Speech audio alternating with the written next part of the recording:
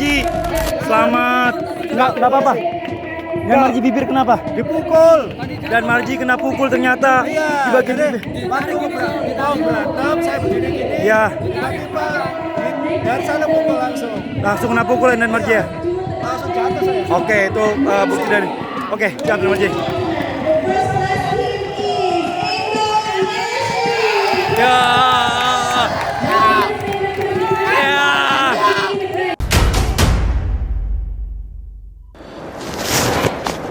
Assalamualaikum warahmatullahi wabarakatuh. Salam damai sejahtera buat kita semua. Om Swastiastu, Namo Buddhaya dan salam kebajikan. Bertemu lagi dengan saya Feby Mahendra Putra, Direktur Pemberitaan Tribun Network yang juga pemimpin redaksi Harian Surya. Kali ini kita berada di Kota Sidoarjo, tepatnya di ruang kerja Bapak Kapolresta Sidoarjo, Bapak Komisaris Besar Sumarji. Kita akan ngobrol panjang nanti mengenai bagaimana selain sebagai polisi, beliau juga pengurus sepak bola. Assalamualaikum Pak. Waalaikumsalam warahmatullahi. Biar enak saya lepas ya. Ya, Pak Sumarji, terima kasih sudah sama-sama. berkesempatan untuk ngobrol dengan saya. Pak Sumarji, Ya. Bapak ini selain polisi juga dikenal sebagai pengurus sepak bola, manajer U22, bahkan kita sudah membawa tim sepak bola kita sebagai juara AFF. Pak Sumarji bisa cerita nggak? Kok bisa menggemari sepak bola ini? Bagaimana Pak Sumarji? Ya, jadi ini perjalanan yang cukup panjang Ya. dan berliku, bahkan terjal. Oh gitu ya Pak ya? Kenapa? Karena mengawali karir saya di sepak bola ini merupakan suatu yang selama itu belum pernah saya alami. Artinya karir di sepak bola itu adalah ibaratnya bagian dari tunjukan pimpinan. Oh Waktu gitu itu ya Pak ya? Saya ditunjuk oleh Pak CEO Bayangkara. Waktu itu sebelum Bayangkara FC itu namanya PS Polri. Ya.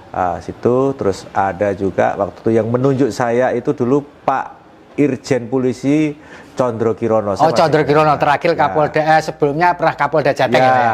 Saya ditunjuk oleh beliau tahun 2016. 2016. Ya, ditunjuk oleh beliau untuk membawa Bayangkara.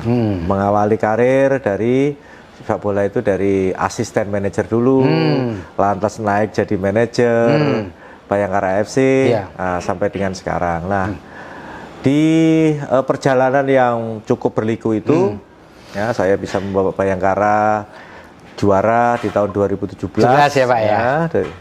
Juara di Liga saya bawa, lantas berikutnya 2018 kita bisa 3 besar, urutan 3 Bayangkara, terus 2019 urutan 4, sehingga posisinya terus selalu di atas gitu. Ya. Di tahun 2019 saya kebetulan dapat amanah dari PSSI untuk membawa timnas U23 ya. Mengikuti kejuaraan AFF di Kamboja. Saya dari awal mulai dari pemilihan pemain, lantas TC-nya sampai dengan proses pelaksanaannya itu saya ikuti semuanya. Saya bersama-sama Coach Indra Safri berjibaku bagaimana membawa sepak bola yang ada di Indonesia itu ya paling tidak jangan sampai seperti hal yang boleh dikatakan terlalu jelek lah gitu ya Pak ya? Biar ada wibawanya begitu, ada kebanggaan untuk bangsa dan negara. Ketika itu juga pas momentumnya itu gonjang-ganjing PSSI itu saya sepakat sama Coach Indra Safri, ayo kita berjuang sama anak-anak. Itu dari pertandingan ke pertandingan itu bisa menuai hasil yang maksimal, akhirnya kita bisa juara AFF. Terus di tahun 2019 juga di bulan November-Desember itu ada SEA Games di Filipina. Betul Pak. Saya ditunjuk lagi jadi manajer timnas lagi, U23 lagi dengan skuad yang sama. Dengan skuad yang sama, terus orang-orangnya juga sama, termasuk ofisialnya juga sama, semuanya sama. Kita berjibaku bagaimana supaya Indonesia bisa bawa pulang trofi piala Iya. champion gitu di SEA Games. Rupanya memang Tuhan belum berkehendak. Iya. Akhirnya hanya bisa finish di runner up. Final kita kalah dengan Vietnam. Itu betul-betul pedih betul Iya, di iya. hati itu. Itu padahal saya berharap dulu, waduh ini momentum yang tepat sekali ketika kita sudah lama sekali tidak pernah juara, kita menginginkan Indonesia itu juara. Nah ini adalah sekelumit perjalanan ya, perjalanan saya di bidang sepak bola. Pada intinya sebenarnya kalau bicara sukanya itu sangat tidak ada sukanya. Sukanya kalau menang aja itu suka gitu. Iya. Kalau menang itu suka, tapi kalau kalah tidak bisa tidur 2 hari itu. Nah, itu saya alami. Bahkan kalau terakhir kemarin yang SEA Games kita kalah di lawan Vietnam, kita tidak bisa jadi juara. Itu 1 minggu saya sakit perut itu. Masa Pak? Stres soalnya, stres ya. Iya, Itulah sukanya dukanya di sepak bola. Kalau menang ya bangganya luar biasa. Begitu sudah kalah Pak ya. Begitu kalah sudahlah sedih gitu. Sangat stres pokoknya.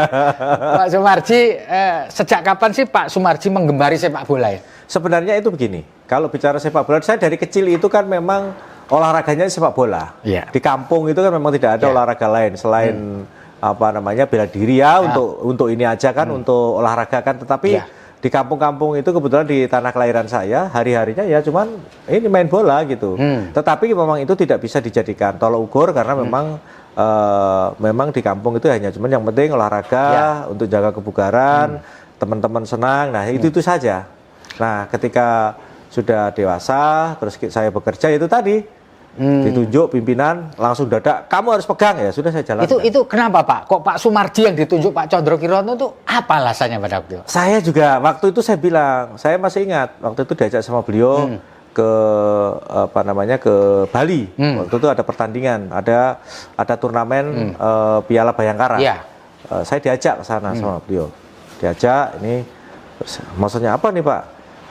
Ya inilah kamu lihat dulu lah supaya kamu suka, kamu senang gitu. Ya karena beliau selalu ngajak saya mau tidak mau ya akhirnya saya ke bawah juga akhirnya. Gitu ya. Kegilaan akhirnya. Kegilaan. Iya. Terima kasih sudah nonton. Jangan lupa like, subscribe, dan share ya.